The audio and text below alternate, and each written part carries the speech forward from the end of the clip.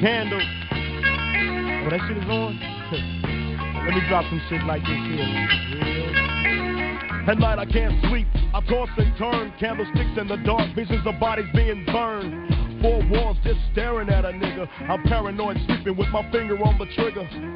My mother's always stressing I ain't living right, but I ain't going out without a fight. See, every time my eyes close, I start sweating and blood starts coming out my nose. It's somebody watching the act, but I don't know who it is, so I'm watching my back. I can see him when I'm deep in the covers.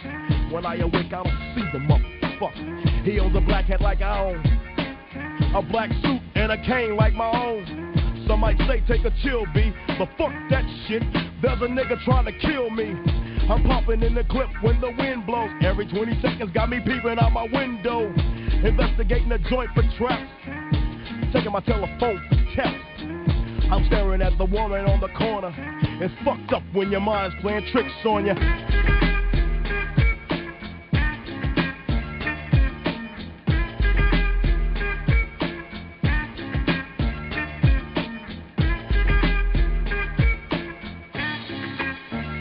I make big money, I drive big cars, everybody know me. It's like I'm a movie star, but late at night, something ain't right. I feel I'm being tailed by the same sucker's headlights. Is it that move that I ran off the block? Or is it that nigga last week that I shot?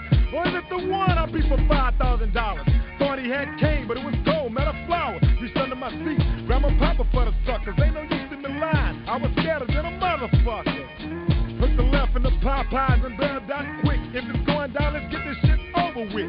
Here they come, just like I figured. I got my hand on the motherfucking trigger. When I saw 'em, make your ass start giggling. 3 blind, crippling, crazy senior citizens. I live by the swamp. I take my boys everywhere I go because I'm paranoid. I keep looking over my shoulder and peeping around corners. My mind is playing tricks on me.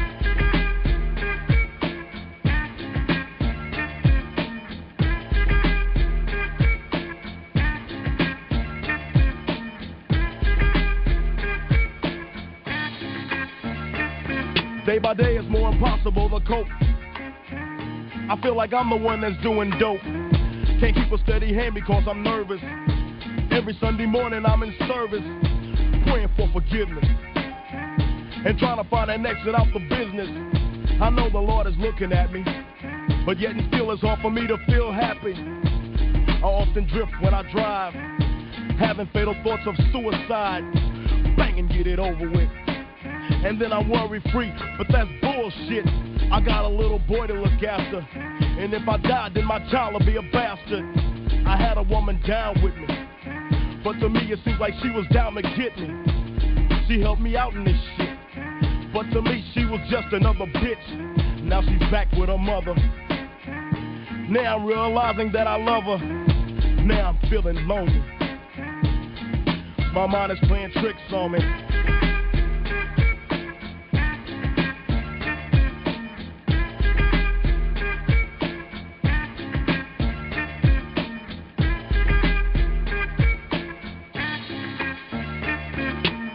This year Halloween fell on a weekend.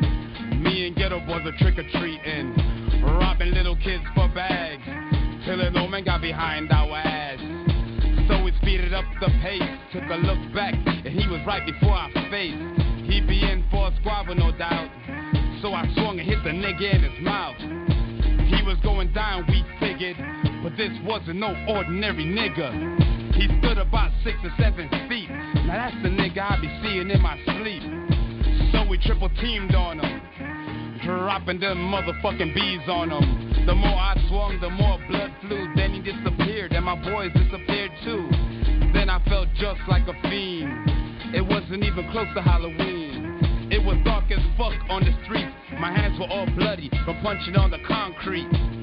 Goddamn, homie, my mind is playing tricks on me.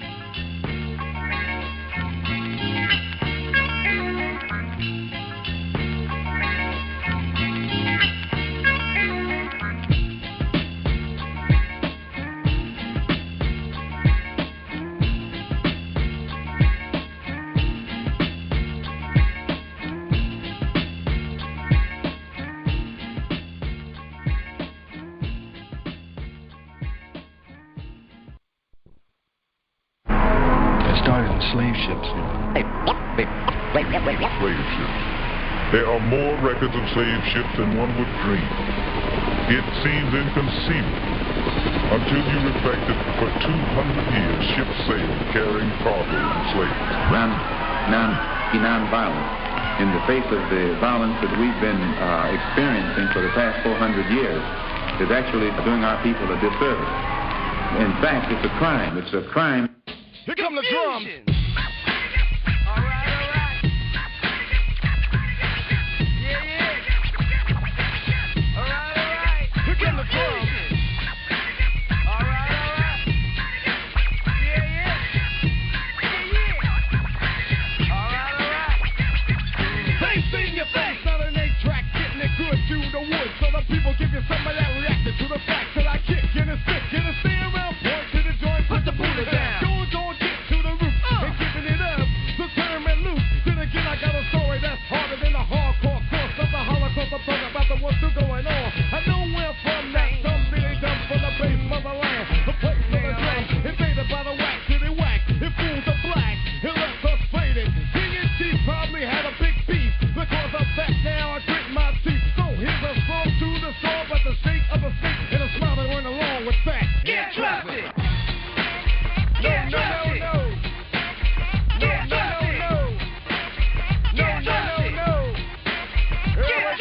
Kick your wicked rhymes like I bought you Charlie, cause the wickedness done by Jack. Where everybody at the body is sold for the liquor in the gold. Smacked in the back for the other man to match. What? Wicked man. That man. Kick it, man. Now the story I'm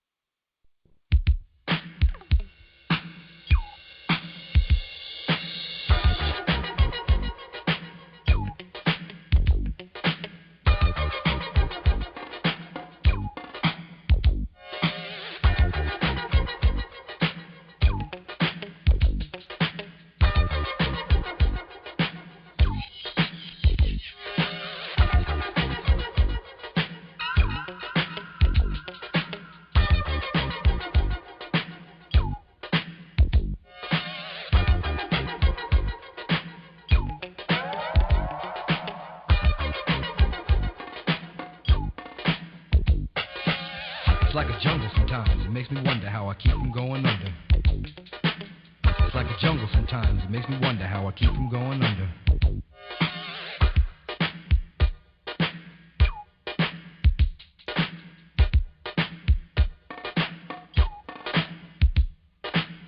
Broken glass everywhere. People pissing on the stage, you know they just don't care. I can't take the smell, can't take the noise. Got no money to move out, I guess I got no choice. Rats in the front room, roaches in the back, junkies in the alley with the baseball bat. I tried to get away, but I couldn't get far, cause a man with a tow truck repossessed my car. Don't push me, cause I'm close to the edge. I'm trying not to lose my head. It's like a jungle sometimes. It makes me wonder how I keep from going under.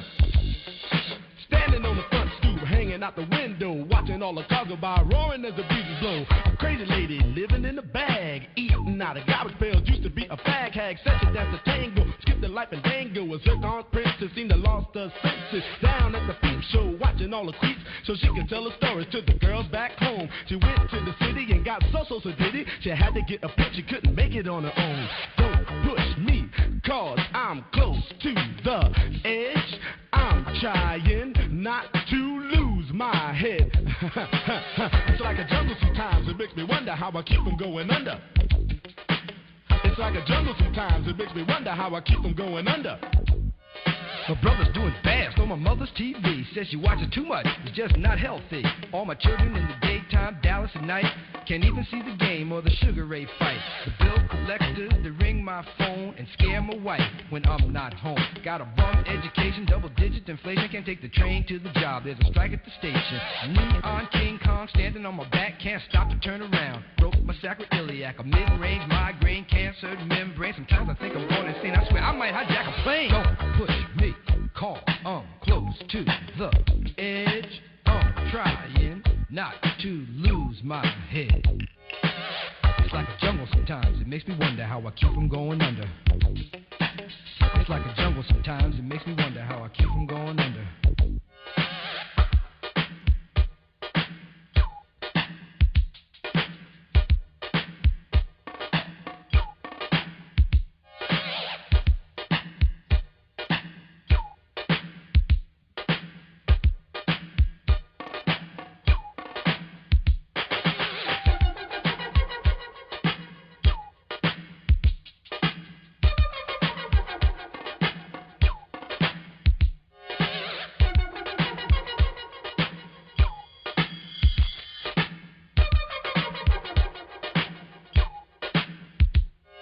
My son said, Daddy, I don't want to go to school, cause the teacher's a jerk. He must think I'm a fool, and all the kids smoke reefer. I think it'd be cheaper if I just got a job, learn to be a street sweeper. I dance to the beat, shuffle my feet, wear a shirt and tie, and run with the creeps. Cause it's all about money, ain't a damn thing funny. You got to have a con in this land of milk and honey. They pushed that girl in front of the train, took her to the doctor, sewed her arm on the game.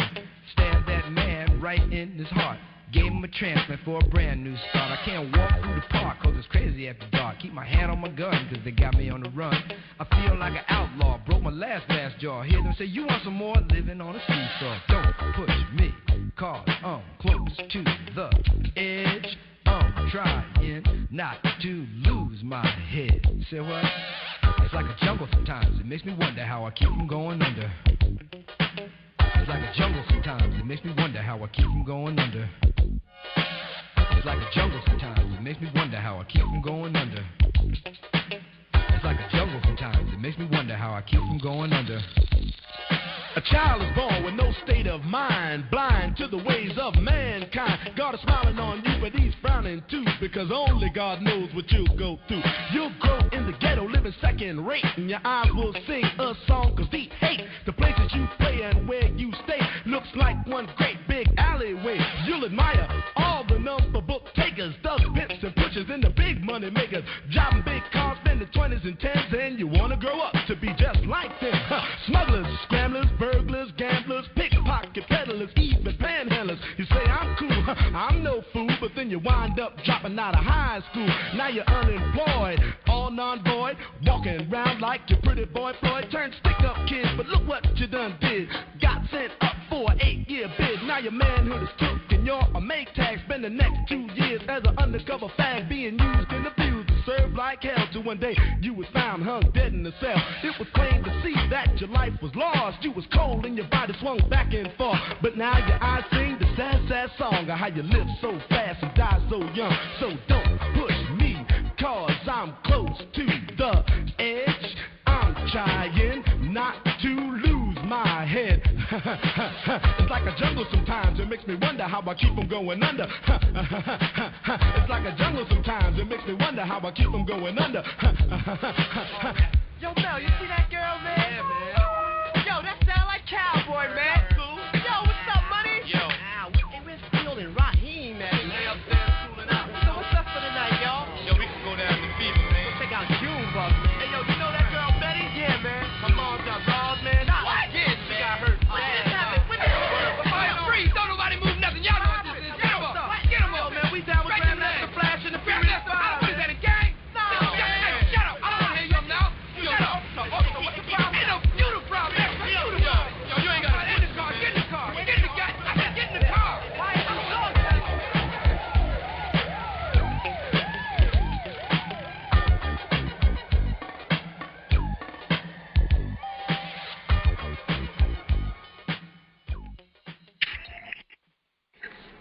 Woo! I tell you, coming out of the box, fired up. Boy, oh boy, does that bring back memories. The Message by Grandmaster Flash and the Furious Five. And boy, was that a message. Man, I tell you, I miss that kind of music. Music that brings that serious message, that truth, you know. And then before that, we had Public Enemy. Can't trust it. Boy, I'm telling you, we definitely can't trust it. The history that we were given, growing up in this country, can't trust it. You know, the Pledge of Allegiance and the Star Spangled Banner and all that BS that they had as program in their mind, can't trust it. I'm a realist, you know. I'm a matter of fact kind of person. I deal with what is, not what it's supposed to be. And in doing so, knowing what it is versus what it's supposed to be, I'm always an advocate of making it what it's supposed to be. But we got to deal with what it is, brothers and sisters, today. We can't be in la-la land, you know, dreaming about what it can be. We got to deal with what it is and what it ain't and change it to be what it is. And then finally, I open up with the Ghetto Boys. My mind playing tricks on me. I tell you, this world, particularly the United States of America, if you're not careful, it will cause your mind to play tricks on you because of all the games that are being played. You know, we got to be real, brothers and sisters. You know, we got to understand what we were born into, this madness. You know, I'm surprised that I'm still a sane person because in all rights, as a so-called black man living in this country, I'm either supposed to be insane or in jail or 6 feet under. You understand what I'm saying? Not just me, but every so-called black man that's up against those challenges of the United States of America. And before I started studying and started really analyzing why things are the way they are, you know, it can make you very frustrated. And it can make you feel like you the problem. You know what I'm saying? Or your people is the problem. Because that's what they try to program us to believe. Like we some kind of people that ain't intelligent enough to run government, ain't intelligent enough to govern ourselves. we lack the intelligence to get along. That's the BS they try to put on us. You know, me growing up in school, you know, they only gave us a paragraph as far as history of what we supposedly contributed to society. It was only worth a freaking paragraph. You understand? That's what they tried to make you want to believe, that that's what we as a people were, barely contributing to anything. And you don't think that played tricks on your mind if you believed what they were putting out? You know? But thank God I had a family, I had a father who taught me about being a Moor. Matter of fact, he went to Morocco and in Spain back in 1968. So, excuse me. My upbringing was a little bit different than the so-called typical black person's bringing. And so I'm so grateful for my father and my mother and my big mom for instilling in me what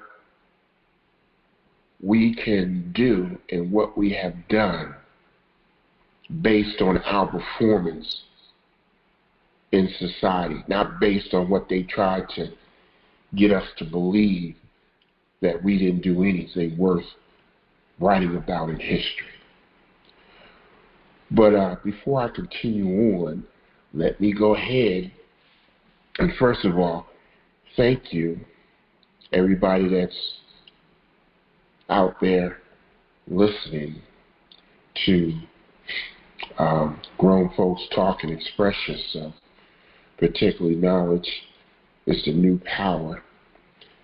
Me and Coach T definitely appreciate your participation. I know in this age of, things that you could be doing so many other things other than spending some time with us. So I definitely appreciate you taking the time to spend some time with me and Coach T. And so I want to go ahead and give out the disclaimer that we always give out. It is simply this. Me and Coach T are not financial planners, tax accountants, political leaders, politicians, anything of that sort. But we definitely know the importance of being around people who are, because we definitely have to get our economics together, and we definitely have to get our politics together. Because with those two activities, it will definitely help us to get our social act together. And so, me and Coach T take the time every week to give out information concerning those two important topics.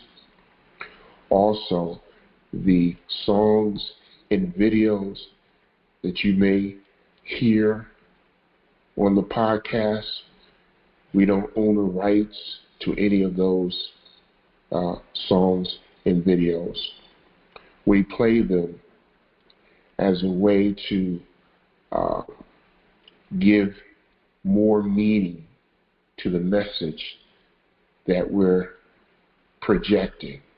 Songs and videos definitely is a powerful way to enforce the subject matter that you're talking about.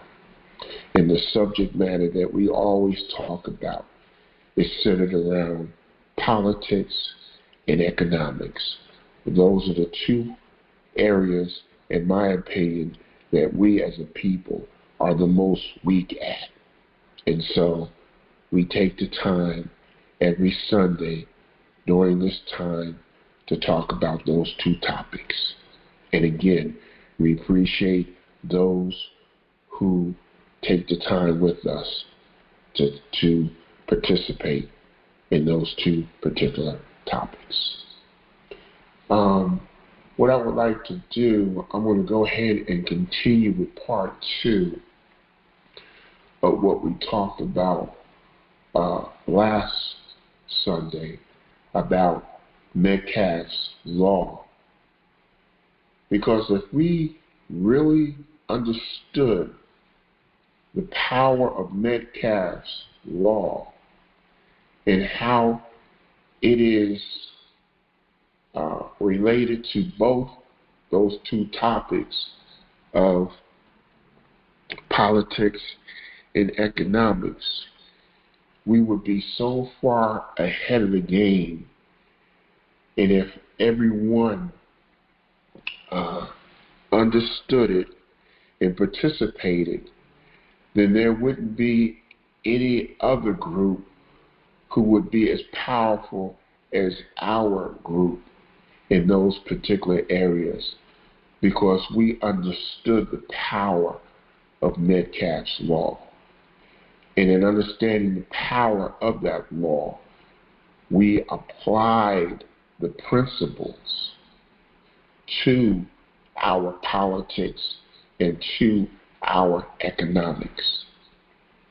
And this is what I am expressing to you, to really understand the power of coming together. There is simply value in us coming together. And Metcalfe's Law expresses or shows us this value in a simple mathematical equation. So, by understanding that, then you would have to deal with the reasons why we don't come together. You see, that's what we have to deal with. Because ain't nobody preventing us from coming together but us. And in understanding Metcalfe's Law, knowing that there is value in coming together, then why are we not coming together? We got to deal with those reasons, brothers and sisters, because we know by not coming together, there is no value in not coming together. Why do you think we're having a hard time politically and economically? Because both those areas requires us to come together. We have to come together politically, and we have to come together economically. That's how they work. You have no political value as one person. You have no economic value as one person. So why do we keep on thinking that we can be powerful politically by just ourselves? We have no allegiance to any group politically. Same thing economically. Why do we believe that the job that you're on is enough economic-wise? Whereas knowing that if we all came together economically, the value would increase exponentially.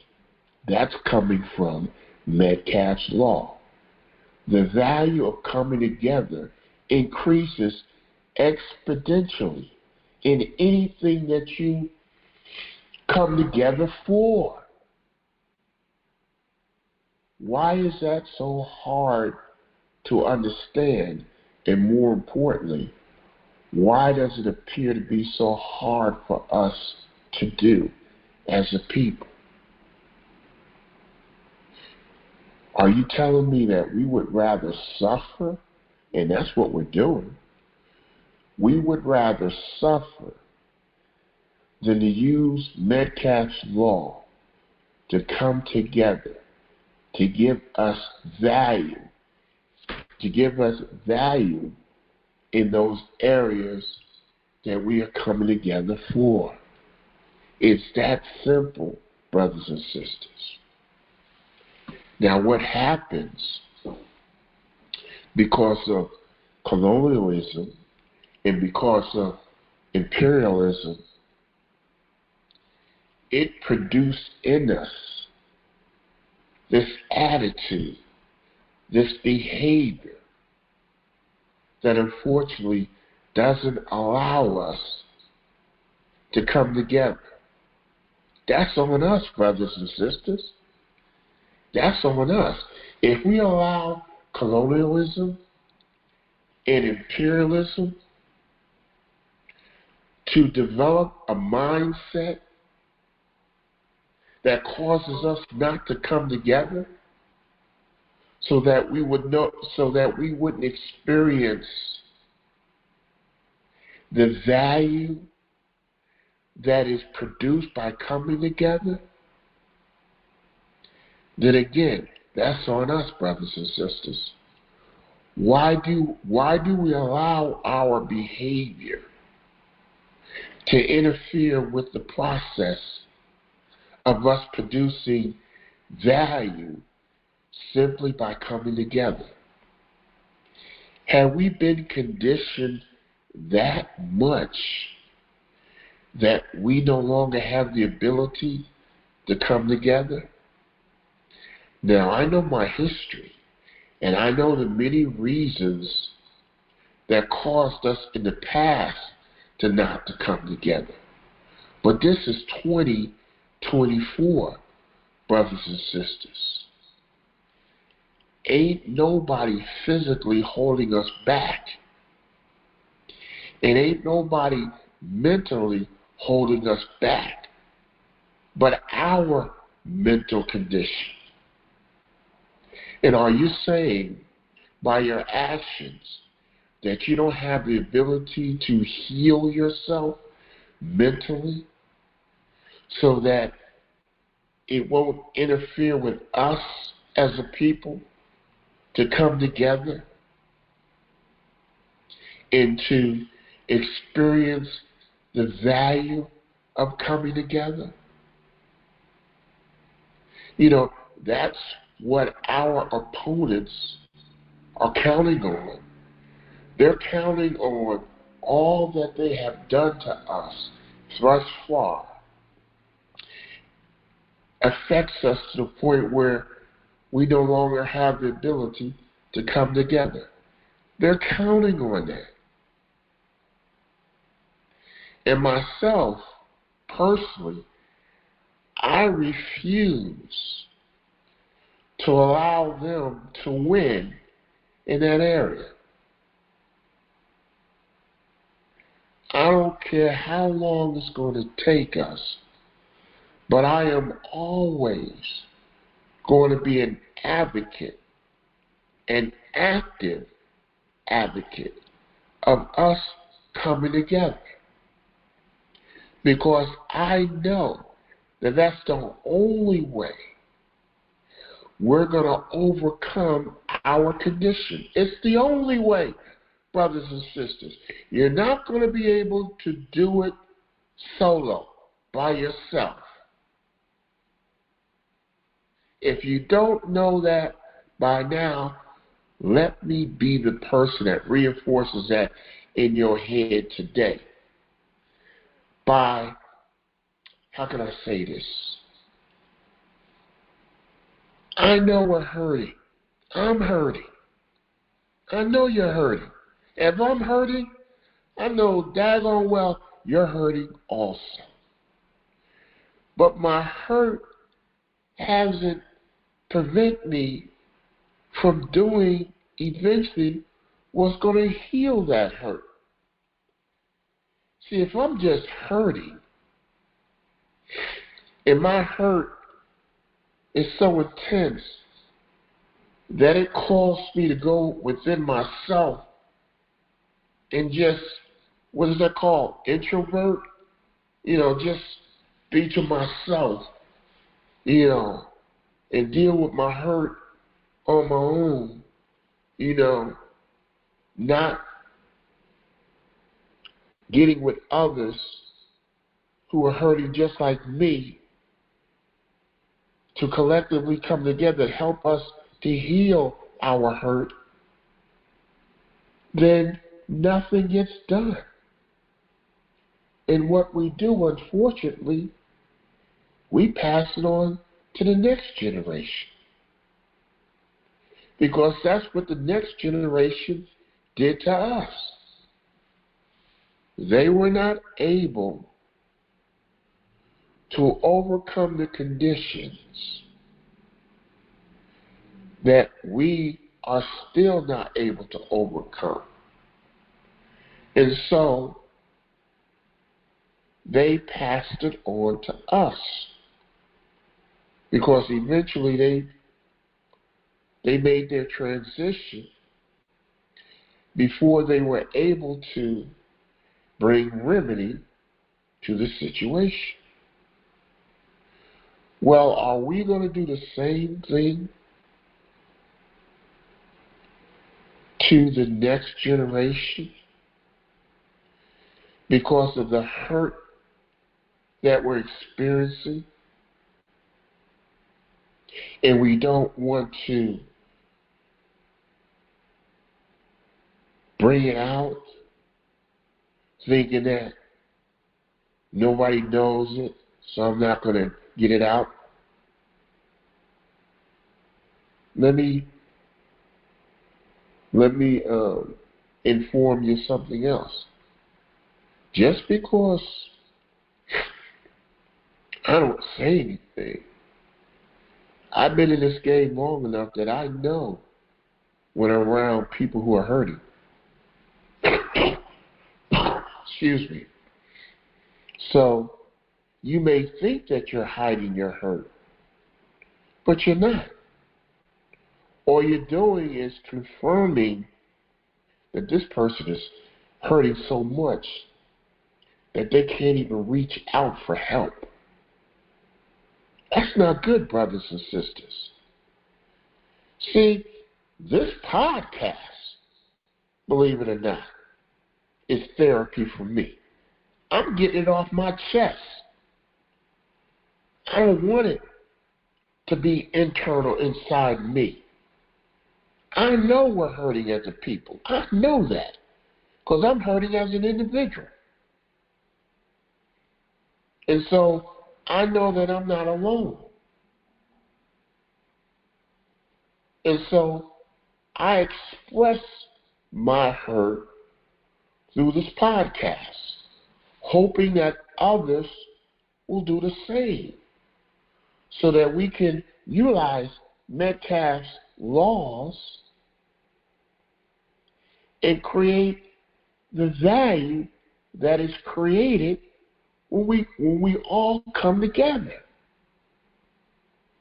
And when we come together to make our political situation better and to make our economical situation better, those are the two areas that's causing our hurt in the first place.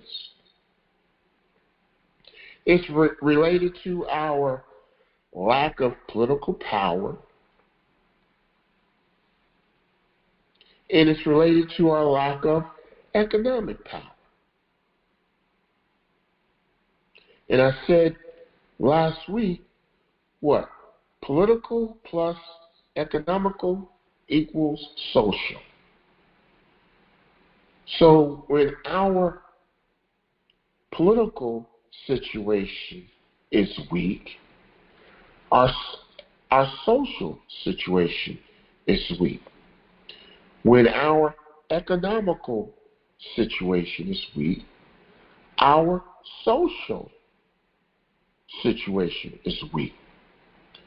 So politically and economically, they both are related socially. one or the other or both controls our social status. Our political status and our economical status controls our social status. And all three are related to Metcalfe's law, because all three is the result or not the result of us coming together.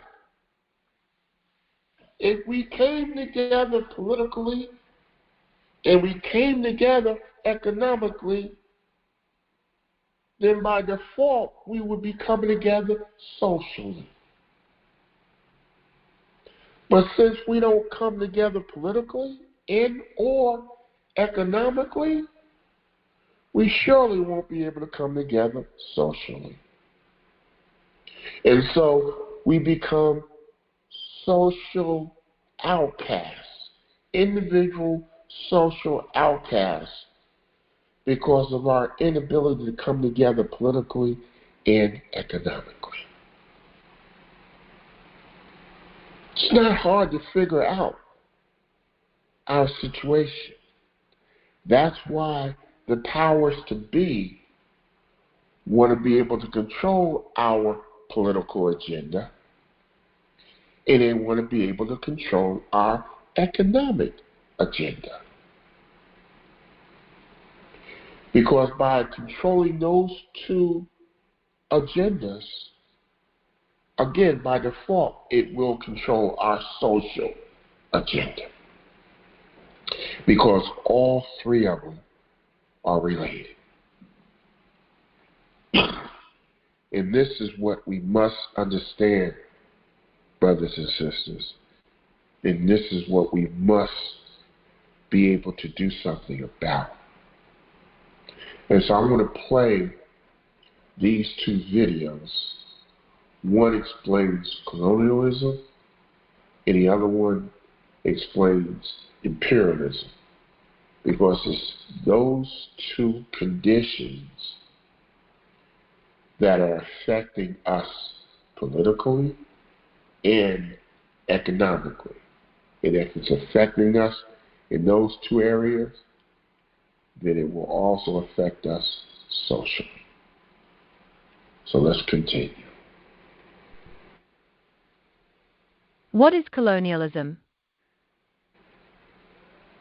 Colonialism is defined as control by one power over a dependent area or people. It occurs when one nation subjugates another, conquering its population and exploiting it, often while forcing its own language and cultural values upon its people. Also, such control is often done by establishing colonies and generally with the aim of economic dominance. In antiquity, colonialism was practiced by empires such as ancient Greece, ancient Rome, ancient Egypt, and Phoenicia. These civilizations all extended their borders into surrounding and non-contiguous areas from about 1550 BC onward, and established colonies that drew on the physical and population resources of the people they conquered in order to increase their own power. Modern colonialism is strongly associated with the European colonial period starting with the 15th century, when some European states established colonizing empires. Some scholars refer to this point in history as the beginning of the Age of Capital, or the Capitalocene, which is an epoch that encompasses the profit-driven era that has led to climate change and global land change. At first, European colonizing countries followed policies of mercantilism, aiming to strengthen the home country economy, so agreements usually restricted the colony to trading only with the metropole, or the mother country. By the mid-19th century, however, the British Empire gave up mercantilism and trade restrictions and adopted the principle of free trade, with few restrictions or tariffs. It is interesting to note that Christian missionaries were active in practically all of the European-controlled colonies because the metropoles were Christian. Historian Philip Hoffman calculated that by 1800, before the Industrial Revolution, Europeans already controlled at least 35% of the globe, and by 1914, they had gained control of 84% of the globe. Colonial powers justified their conquests by asserting that they had a legal and religious obligation to take over the land and culture of indigenous peoples. Conquering nations cast their role as civilizing barbaric, or savage nations, and argued that they were acting in the best interests of those whose lands and peoples they exploited. Despite the power of colonizers who claimed lands that were already owned and populated by indigenous peoples, resistance is an integral part of the story of colonialism. Even before decolonization, indigenous people on all continents staged violent and non-violent resistance to their conquerors.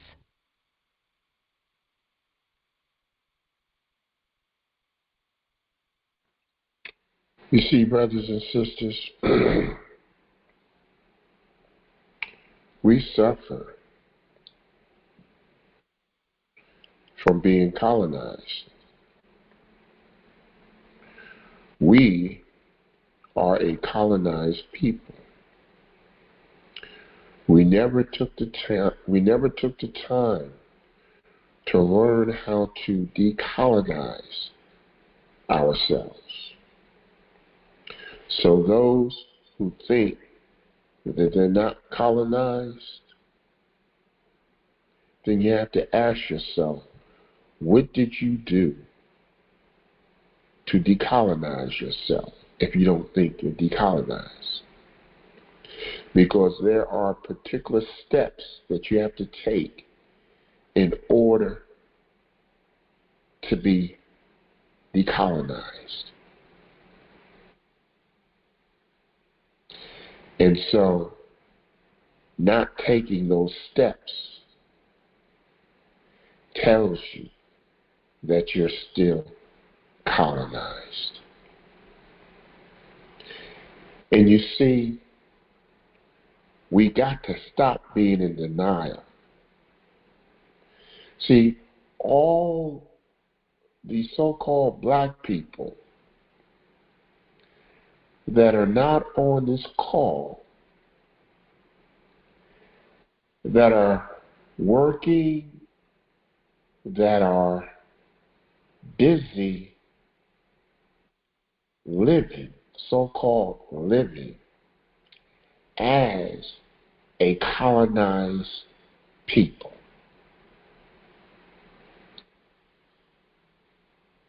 You see, that's sad. Because how can you live knowing that you're still a colonized people? That's one of the first things, once you realize that's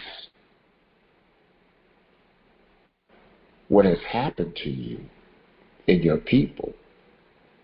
It should be one of the first things that you want to correct. But you see, again, it has a lot to do with your hurt. You're hurting because you're a colonized people. And when you become decolonized, guess what? That hurt goes away. But one of the things that is required of you in decolonization is for the people who are colonized to come together. And we're not willing to come together to decolonize ourselves. See, each and every one of us has to be willing to decolonize ourselves. It's a collective effort, brothers and sisters. Again, Decolonization is based on Metcalfe's law, the ability to come together. And the value of that is us being decolonized. That's the value that it brings to us.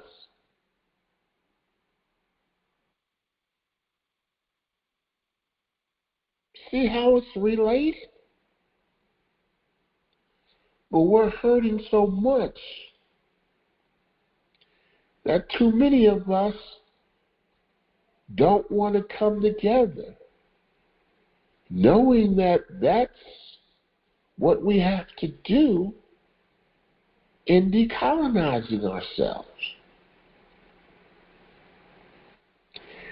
That's what's going to change our political condition from being a colonized people to being a self-determined people.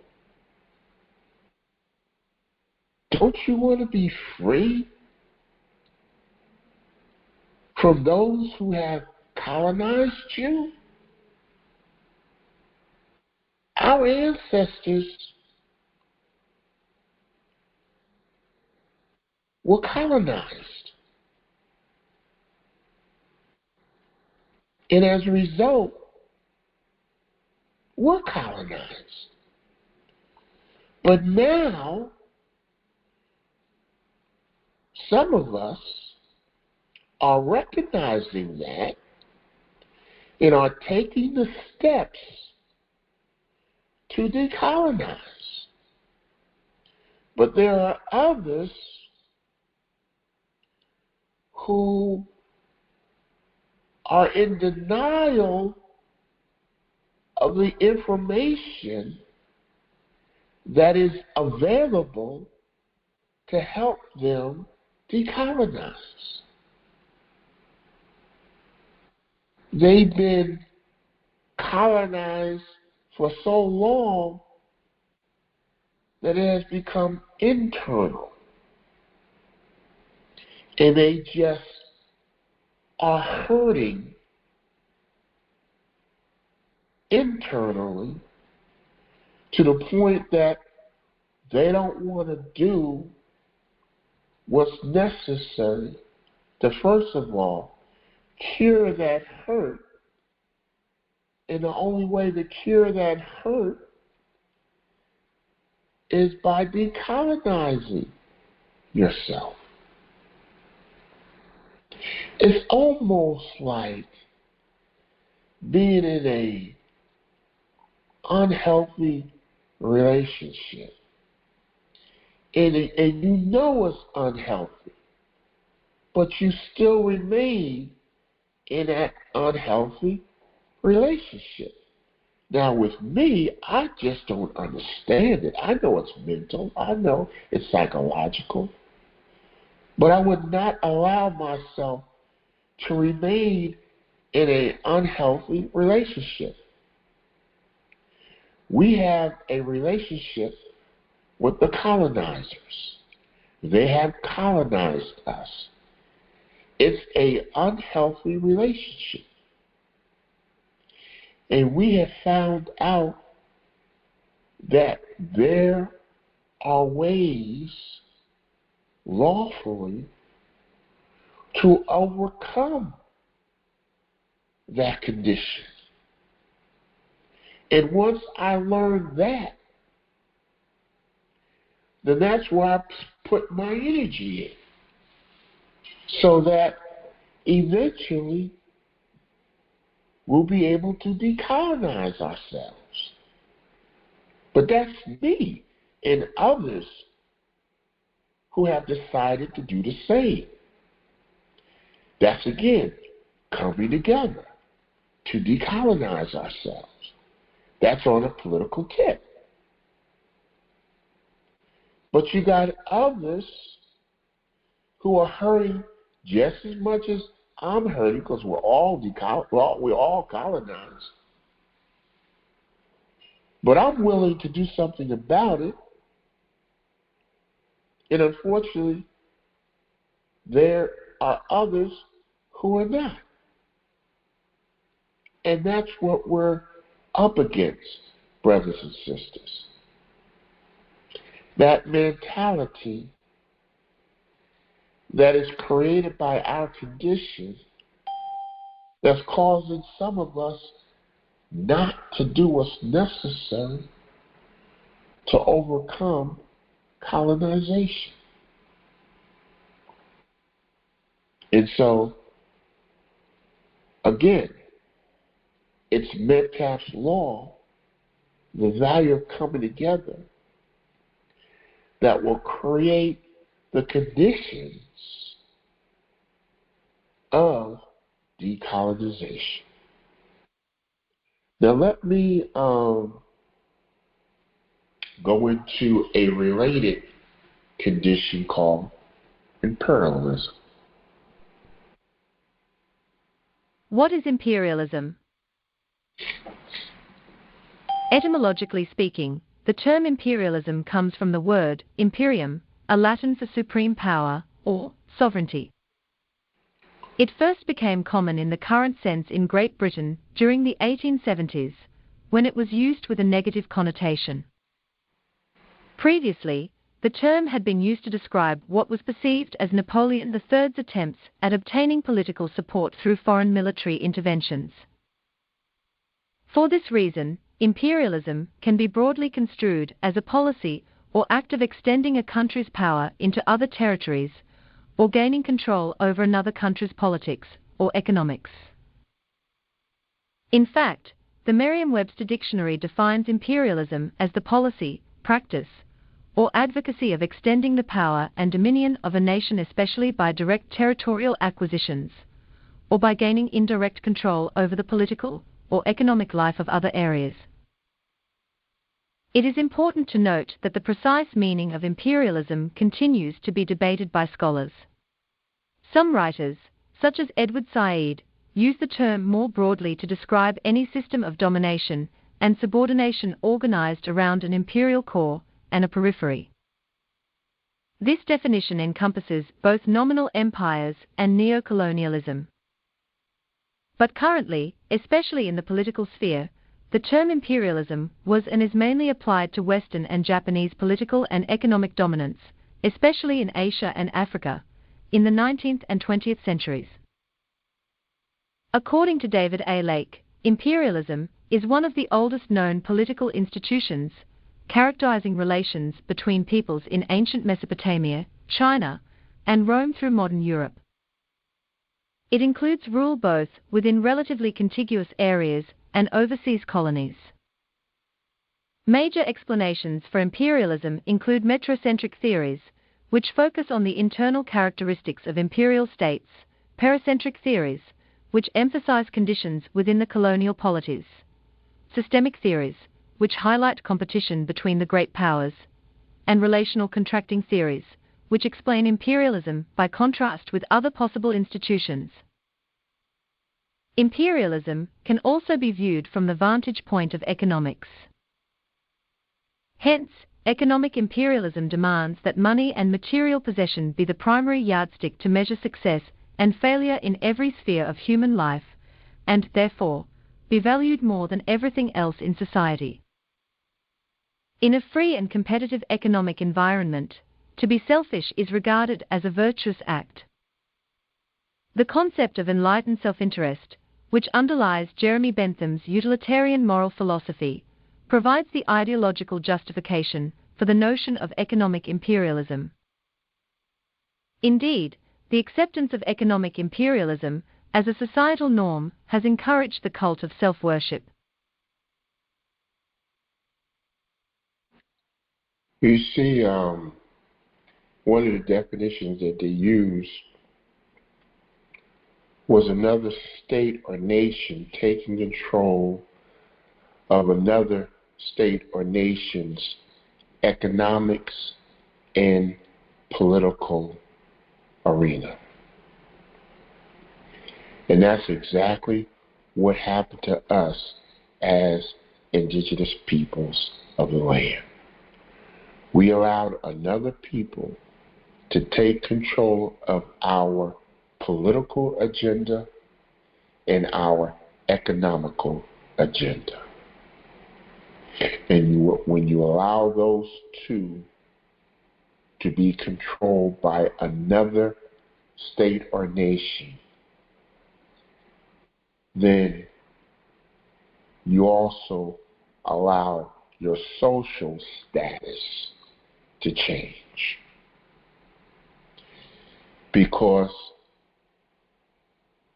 those who control your politics and your economics, guess what? They automatically control your social status.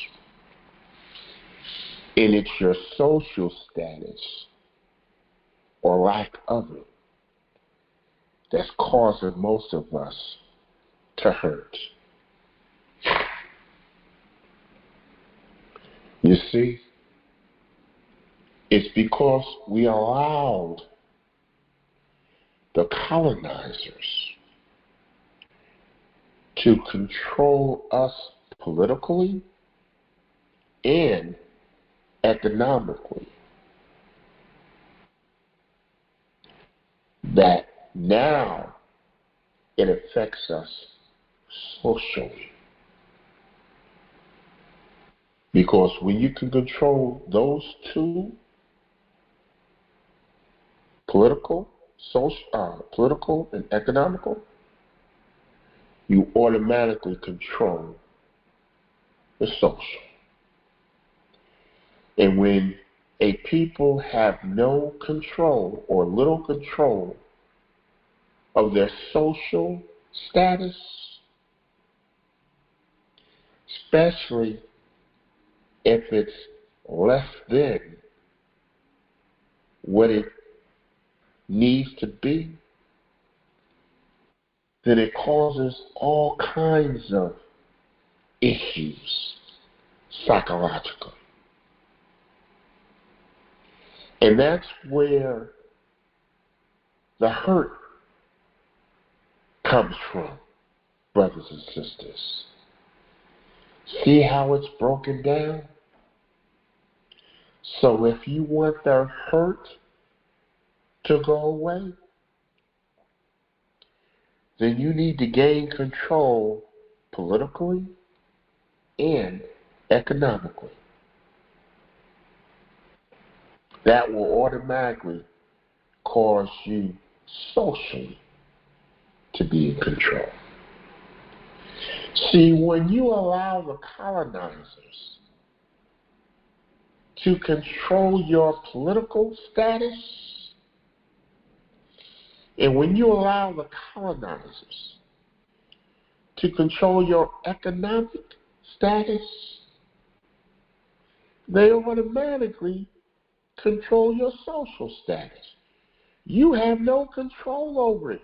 You only can deal with what is a result of them controlling those two areas. That's why you're hurting. You're hurting as a result of the colonizers controlling those two areas. And guess what? They control those two areas to increase their social status. They take away from us politically and economically so that the end result is that their social status increases. And guess what? Our social status decreases. It is the decrease in our social status that's causing the hurt. That's causing the depression. That's causing the behavior, the actions that we're experiencing. Don't you see the relationships? It's funny, relationships. because coming together is based on our ability to develop relationships with one another. But since our political agenda and our economic agenda is not being controlled by us, then socially we're not in control. And most of us, unfortunately, all we can do is just talk about it. And unfortunately, for the most part, that's what most of us have been doing. Just talking about how bad our social condition is. Not trying to understand what's causing our social condition to be in the condition that it's in. What can we do about it, brothers and sisters? Do we just continue to allow our social condition to be what it is, and all we can do is just complain about it? Well, you see, I ain't never been about that. I've always been a person that first identifies the problem, and then after the problem has been identified, is to come up with solutions to the problem that's been identified. That's how my life has always been. And I got that from my mother and father and my big mom. I saw how they were able, in spite of the condition of us as so-called black people, I saw how they came together. All three of them came together and made a very good life for me and my sisters.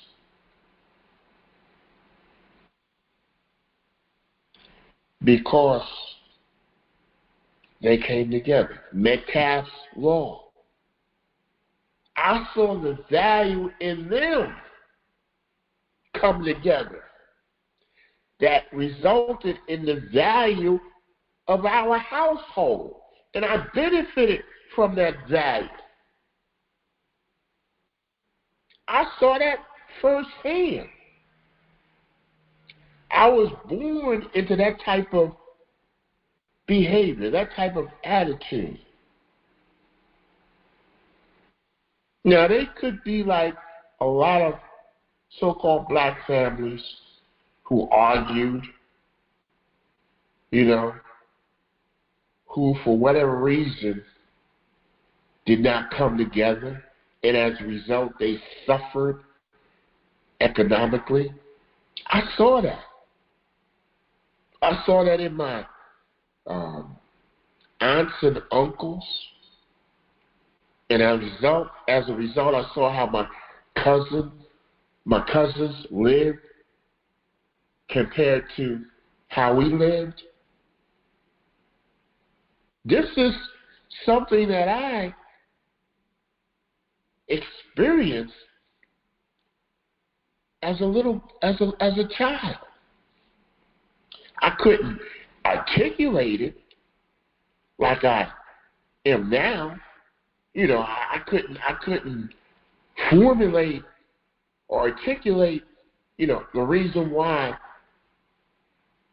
we live the way that we live versus other so-called black people. But now I have done research and understand exactly why. And that was the benefits, again, of three people. My mother, my father, and my big mom coming together. Three incomes coming together collectively to build a lifestyle that me and my sisters benefited from. And so if three people can utilize Metcalfe's Law to uplift our family, the way that it was uplifted compared to other families that didn't use Metcalfe's Law. Can you imagine if people on this line now came together? Everybody that's on this line now came together collectively, implementing Metcalfe's Law. And then soliciting others who are not on the line, but you tell them about the benefits of Metcalfe's Law to come together. I mean, just the fact that, or let me put it this way, just by, how can I say this? Just by telling others about this podcast and what we're doing, which is coming together collectively to deal with our political status and our economical status. Just the people on this line, if you just told one person how that would benefit us as a collective. Because that's what we're talking about. But don't, it don't have to start off with, a large amount of people. You have to start somewhere. It can start with us here in expanding our network here to get people to understand what we're doing here, implementing Metcalfe's Law here, the coming together here, knowing that us coming together here brings value. That's Metcalfe's Law. Unless those who are on the call don't value coming together for whatever reason, or their emotions for whatever reason won't allow them to come together. See, brothers and sisters, I'm an open book.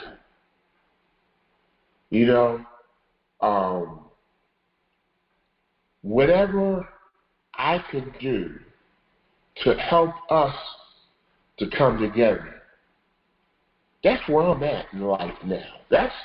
Is the only thing more important in life to me is my health. Because without health, it doesn't matter if you come together or not. If I'm suffering ill health, if you get my point. So as long as my health is good, then I'm doing everything that I can to cause us to come together, to experience the value of Metcalfe's Law. Because I want y'all to experience this value for yourselves. It's a beautiful thing to bring people together, and just that alone brings value, as opposed to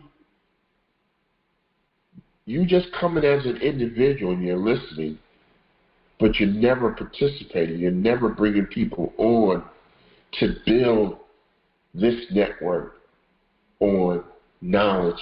It's a new power. Because it's going to take, it's going to take that type of action, the action of coming together, to be able to experience the value of Metcalfe's Law. See, this podcast is not a podcast just to give out information. It's a podcast to implement the information that's being given out.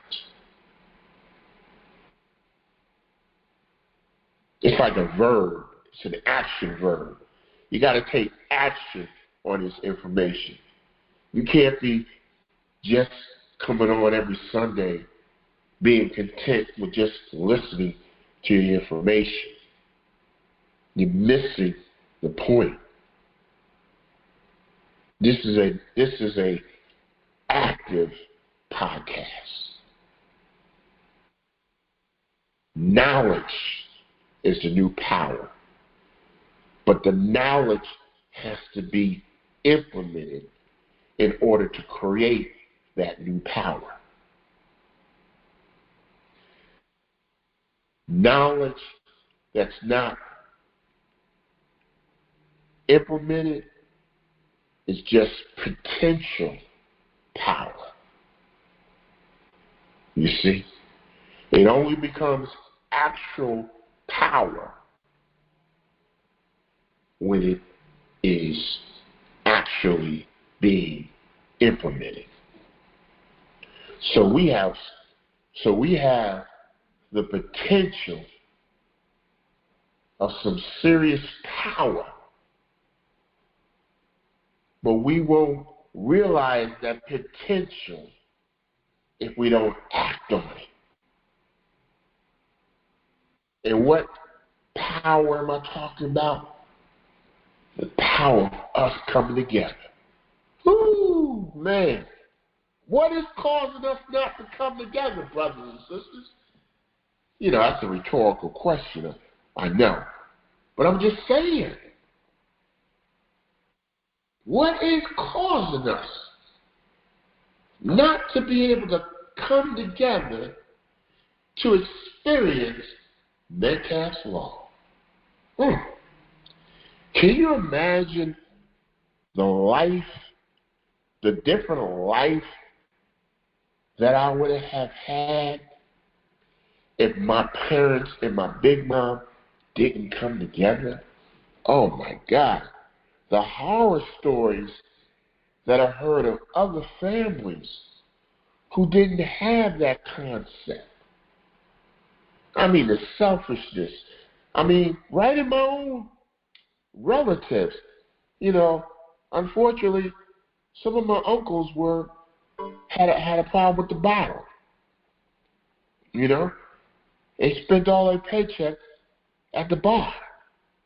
You know,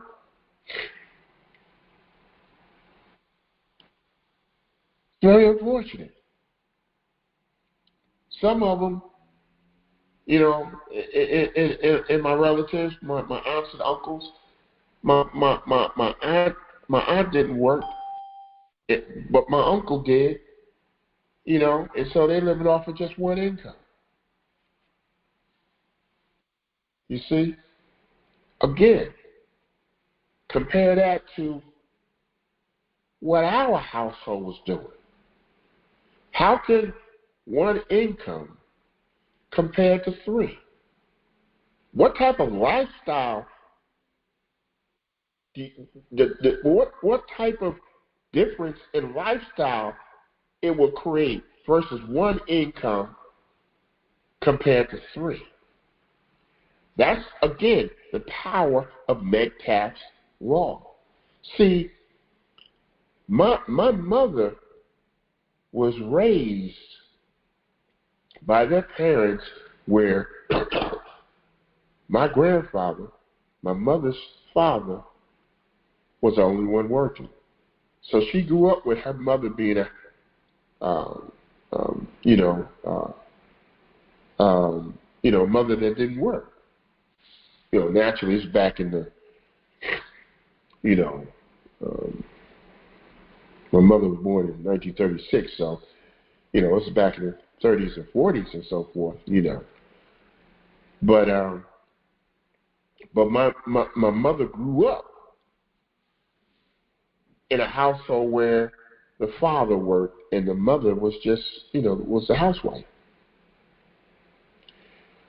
But she met my father, and evidently they had a conversation, and they realized that they could do more together than they could do with just him working. And then my grandmother came on board, my big mom, and actually my big mom, my father's mother, and him, they were working together anyway. So my mother came into that union, and she saw the advantage of working with my father and his mother. And, you know, not everybody can do that, because you especially mother-in-laws and, you know, the wife and the mother-in-law, you hear stories about that, you know. And I know now that there were conflicts. Don't let me give a picture that everything was peaches and cream. No, I mean, my big mom is totally different than my mother, but it's attributed to the fact that it was more important to stay together than to exercise your individual preferences. That's sacrifice, brothers and sisters, and I saw it. That's true sacrifice. Nowadays, too many of us not willing to sacrifice, but they were, and I saw firsthand what comes of sacrificing. So I'm an avid believer in coming together. I see what can happen, and that was just 3 people that come together. Like I mentioned earlier, can you imagine if all of us on this podcast today came together? Just, again, to tell one person about what we're talking about what we're doing, implementing, how this would increase exponentially, because what we are doing is implementing Metcalfe's Law. Just by telling people about Metcalfe's Law would increase the numbers in this podcast exponentially. Oh my God. I don't think you guys really understand what I'm talking about and the power that's created by doing so. You see? This is what I'm talking about. But before I open up the lines, let me read something that I sent out earlier this week to people who are on my text thread. And it goes like this. A man saw a snake burning to death and decided to take it out of the fire. When he did, the snake bit him, causing excruciating pain. The man dropped the snake, and the reptile fell right back into the fire. So the man looked around and found a metal pole and used it to take the snake out of the fire, saving its life. Someone who was watching approached the man and said, "That snake bit you. Why are you still trying to save it?" The man replied, "The nature of the snake is to bite, but that's not going to change my nature, which is to help.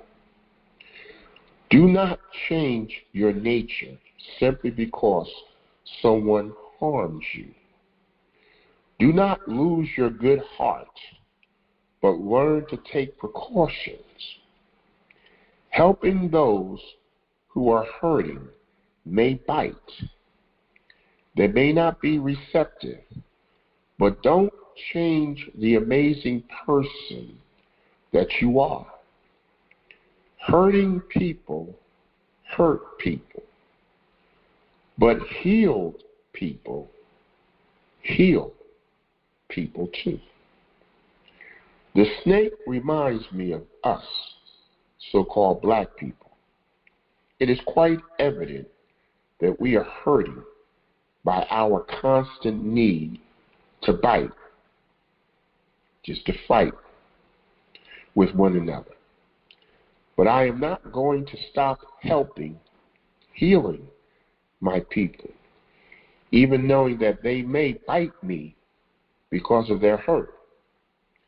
I know that coming together in unity by the implementation of Metcalfe's law will heal us from this biting nature. I will continue to teach this law regardless of our need to fight because of our hurting, because I know that our ability to unite around our political and economical agendas is the only way that we are going to cure ourselves from this hurting nature. And so what I would like to do is open up the lines to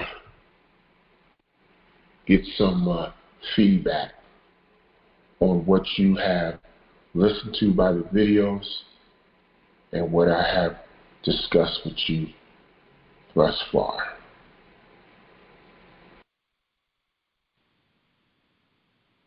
All right, family, you have an opportunity to respond.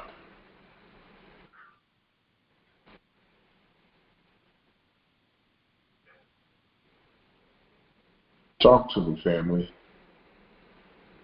What do you think about what I've been talking about so far? Some of you may have to unmute yourself, and some of you already unmuted. How do you feel about Hello? Yes, brother. Hello? Yes, we can. Yeah. I mean, pretty much what you said is actually, what we need to start doing. We definitely, I mean, as you said, some of us are doing it. We just need more of us to start, coming together and, recognize that we have more power than we realize. I mean, it's just been a journey with us as a people, being manipulated, being tricked, being indoctrinated, along with being colonized, all of those other things. It's a difficult task to reframe the mindset of individuals who wasn't as fortunate as yourself to grow up and see, individuals in the family working together. So you had a head start where many individuals don't have, and have to come into the reality that it's possible and that it's capable of being done. Many of us really don't believe that it's possible. For me, I was blessed in the fact that I saw individuals that looked like me own businesses and working together, in those businesses. So I was fortunate enough to witness that and see that. And, we as a people have to, I think it's beneficial for us to start being really mindful of how we speak to each other, because in some instances, when we speak to each other, we speak as though we've never been unified. And that's not true. We've been unified. Prior to the 70s, and even then in the 70s we were unified, and the 50s, 60s, we were unified. So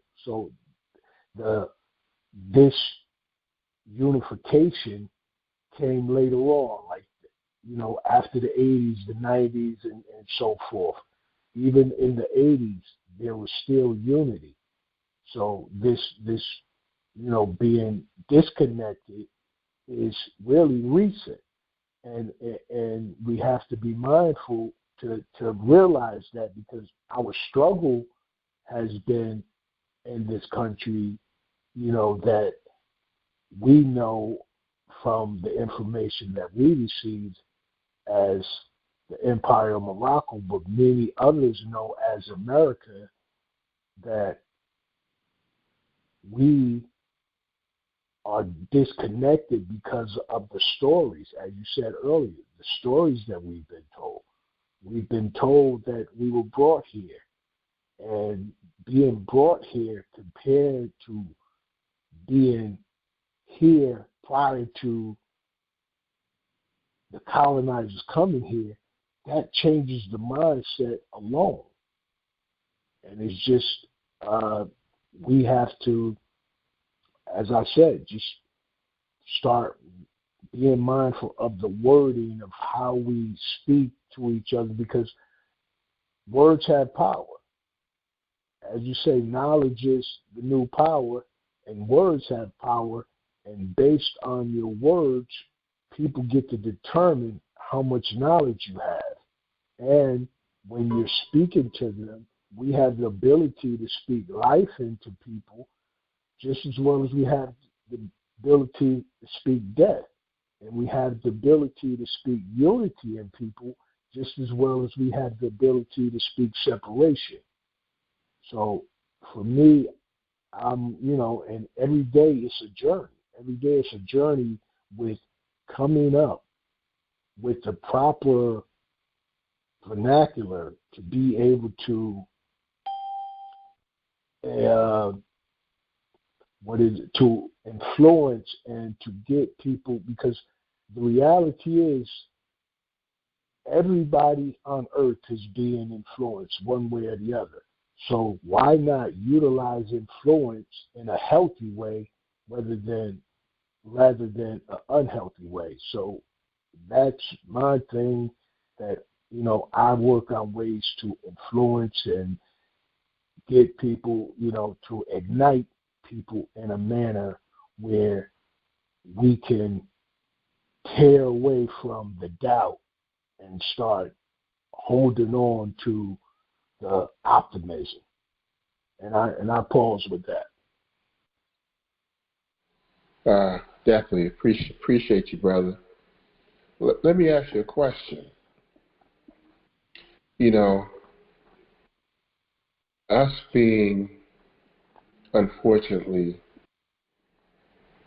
in America, and being, how can I say it, subjugated as a people, and we have never been able to get ourselves out of that subjugation. And unfortunately, some of us have allowed our nature, which is naturally a free people, a people that we're a people that we're social people. We are a social people, and unfortunately, we're in a social society that has subjugated us. Now, I gave out a challenge in the form of implementing Metcalfe's Law just by telling people about what we're doing here in the podcast.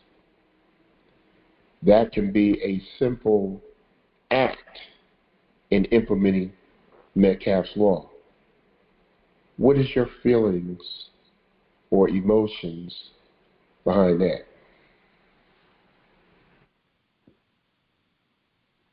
I mean, my thoughts about that is, hey, we have to start somewhere. So, starting to make people aware of what you're talking about, your platform, is just as good as any other start. I think that's something that is necessary, or is something that will be beneficial for us to start doing, just promoting each other, and manners, just to get, acclimated in doing so. So yeah, my thoughts is, that's it's a good idea to start that, and I don't have a problem with inviting people to your podcast. I don't have a problem with that. And see, I don't want to limit it in a way of my podcast. I look at it as this is just a vehicle that we're using, and I just so happen to be the driver of this particular vehicle. But it's where we're going, it's where this vehicle is going, is the focus that I feel that needs to happen, not who's driving the vehicle, because anybody can drive the vehicle, but it's the destination of the vehicle that's more important than who's driving it. So that's why I open up this podcast the way that I do, because it's the implementation of MEDCAP's law that's going to enable us to build the value that comes with implementing that law. And it's the value and not the person that's driving the thought of the value that has value. You see? And so I just want to put that out there, because collectively we got to do this together. That's the only way it's going to work.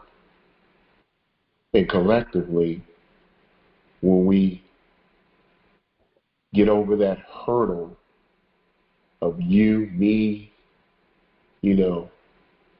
I, and start realizing that it's us, we, that's going to make this happen, the quicker that we do that, the quicker we will realize the value that comes from thinking that way.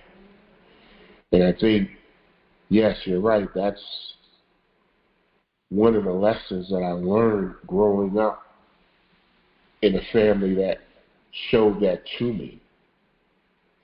I didn't have that barrier to get over, because I saw it firsthand as a child, and I saw what could come of people coming together, and I saw it just in just 3 people coming together.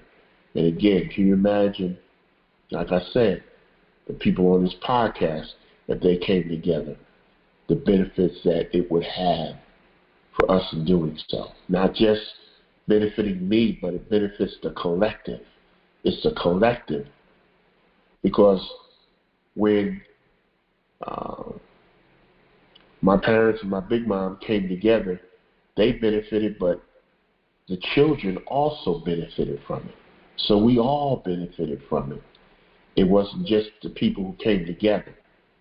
And this is what I'm conveying to people here, is that we all benefit from coming together, not just the person that's suggesting that we come together. No, we all benefit from MEDCAP's law. So I just wanted to put that out there. Anybody else has any comments, concerns? This is an open forum, no judgment zone. We're just talking about us coming together as a people and the value that it has when we do. Because to be honest with you, brothers and sisters, I'm just tired of getting our butts kicked by people who know the value of coming together, by people who are implementing Metcalfe's law. That's our problem, is that we allow our hurt to cause us not to come together. And as long as we continue to allow our hurt to prevent us from coming together, those who don't allow their hurt and they come together in spite of their hurt to eventually erase that hurt because of coming together. That's what I want us to experience. Yeah, it might be a little rough in the beginning because each of us are experiencing our own little hell, you know. But we didn't allow our own little hell to prevent us from coming together. Matter of fact, we might share a little bit of that hell with others, because you'll find out that you're not alone. There's a lot of common hell that we share together. We all go through the same hell, you know. So why not come together collectively and deal with this hell together, as opposed to trying to deal with it as an individual, you know. And this is what I have learned from seeing people coming together. And what better example than my parents and my big mom. But I have seen others outside of that since I've left my parents. I have seen others come together, and I saw the benefits of coming together. And for the life of me, why we as a people, black folks, so-called black folks, have a hard time coming together, you know. And that's something that we're going to have to deal with. That's something that we're going to have to get past, because until we do, we're going to continue to receive what we've been receiving by not coming together. Anybody have any thoughts about that? Yeah, I mean, we do come together. We come together, but it's not productive a lot of times. And, you know, it's not, in many cases, I mean, look at it. I mean, when you look at organizations, there's different organizations that come together that's, you know, identify as black. However, when they come together, it doesn't necessarily benefit us as a whole. It normally benefits the organization and the inner circles. And different religious backgrounds, we come together. So it's not a point of we don't come together. It's not enough of us coming together that's really building something for the whole. As you said, us coming together on a political and an economic base that will expand throughout our culture, us as a people. You know, even you look at gangs, you know, you look at all the different other areas where our people do come together. So it's not a point of us not coming together. We just have to come together on ways that are being more beneficial to us as a whole rather than a small group of us. You know? And our ball's right there. Yeah, you're absolutely right. But what we suffer from is, we come together, groups come together, But what gets us is the fact that the groups that are established are not connected.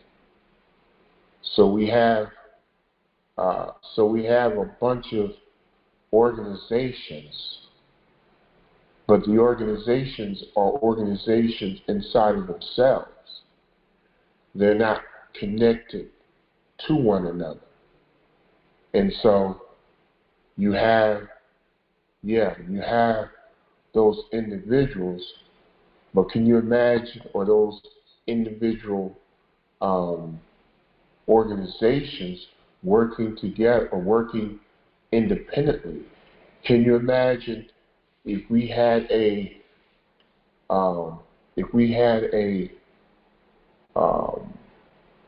situation like a political situation that causes all of our organizations to come together based on our political agenda? Or again, can you imagine us, those organizations, all come together to work on our economic status? That's what I'm talking about. No, I know exactly what you're talking about. However, I'm just saying that when we wording it, we got to realize we're speaking to a people who words matter, and how you frame a conversation and how people perceive it, all of that matters. We are people who a lot of times we're already at a disadvantage. We already hear what we can't do and what we don't do and what we, all of that type of stuff. So, we, as those who want to see our people grow, we're going to have to be mindful of how we even speak to them. You know what I mean? Because at the end of the day, it's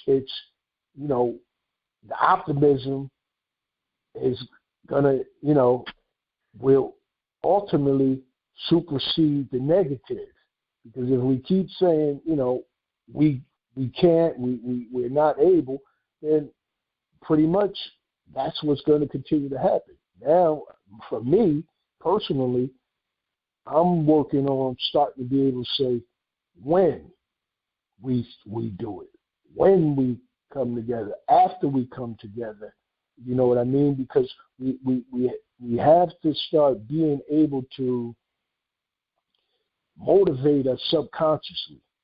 Because really, we've been, a lot of things that's wrong with us is subconscious. We're not conscious of the actions or the thought patterns that have been developed in us. We're not conscious of it.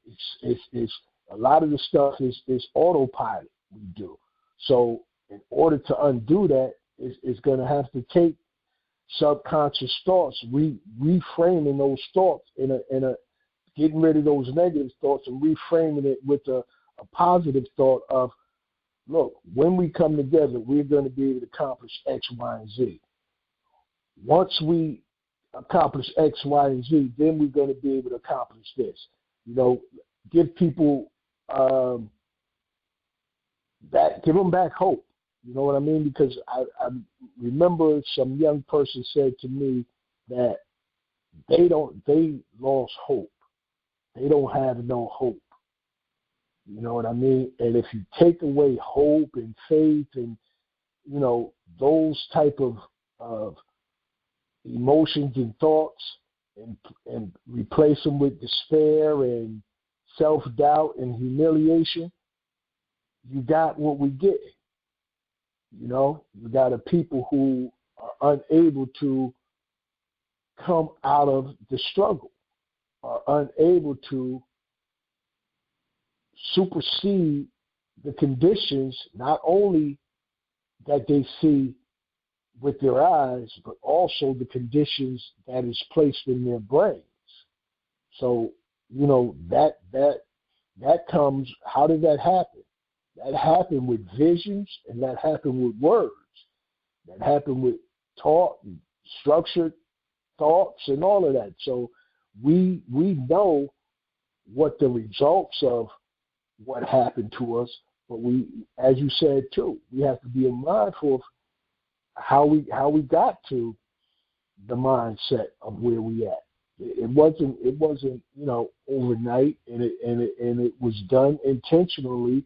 So we're gonna have to be intentional with how we restructure it, how we reframe or refine the mindset of the individuals. We're going to have to be intentional with it. Yeah, you're absolutely right. It's a delicate balance, because you have to definitely identify the problem, and a lot of people get upset when the problem is identified, but then you also have a solution to what you're identifying. So at the same time, you're coming up with a solution, not just complaining about the problem. That's what I mentioned earlier.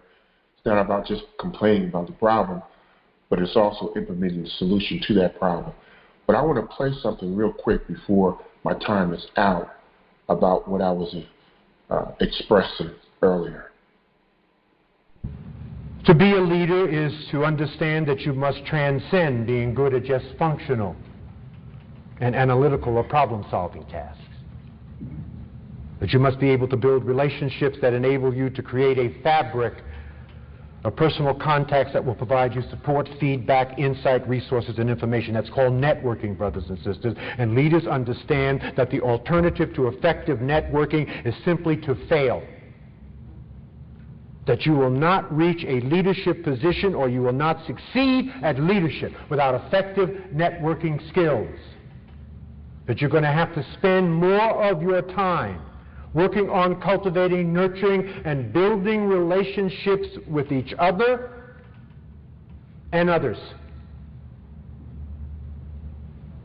There's a Harvard study that says that effective people spend about 14% of their time working on cultivating, nurturing, and building relationships at work, at home, and in the community. But successful people, people at the top rungs of every ladder in America, spend 54% of their time working on cultivating, nurturing, and building relationships.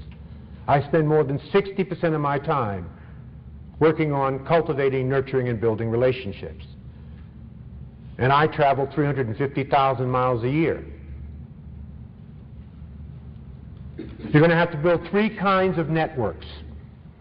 And you're going to have to build them throughout your entire life. I want you to write this down.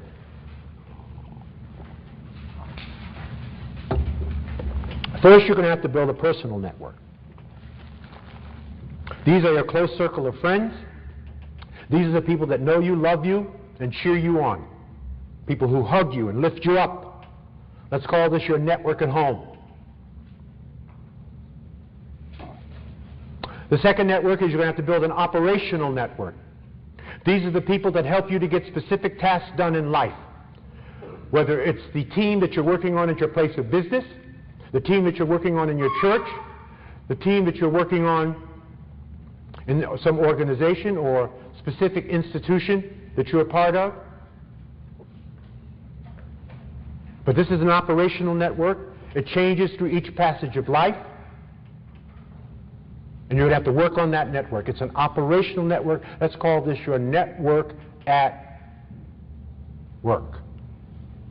And the third and final network is your strategic network. These are the people that are smarter than you. These are the people that will drag you into the 21st century kicking, screaming, and crying. These are the people that are where you want to be. These are the people that ultimately can be your consultants and mentors and guidance. Let's call that your network in the community. Personal, operational, and strategic. Effective networkers know this. They know that networking looks like this, that somebody is pulling you, and you must always be pulling someone. And the minute you break that connection in either direction, you have a hole in your net. You know what happens when a fisherman gets a hole in his net? The fish get through, and too many holes, and the whole infrastructure of support breaks down. Spend more time working on cultivating, nurturing, and building your relationships. That's what it's about, brothers and sisters, building relationships. And that's what we do on Knowledge is a New Power. It's about building relationships, and we focus on building relationships toward our political agenda and building relationships toward our economic agendas, which will definitely increase our social agenda by way of Metcalfe's Law. Well, it's about that time, brothers and sisters. I tell you, time flies. Those 2 hours go real quick. But I look forward to continuing the discussion next Sunday about us coming together and knowing that by us coming together will bring value to that. And the value comes in exponentially. And so we benefit from us coming together. As always, I hope that the week that's coming up is a great week for you guys. I love you, and there's nothing you can do about it. And again, I look forward to seeing you again next Sunday. Peace. Brother Bay. Yes. Good show, brother. I'm going to say something after you end the recording. Okay.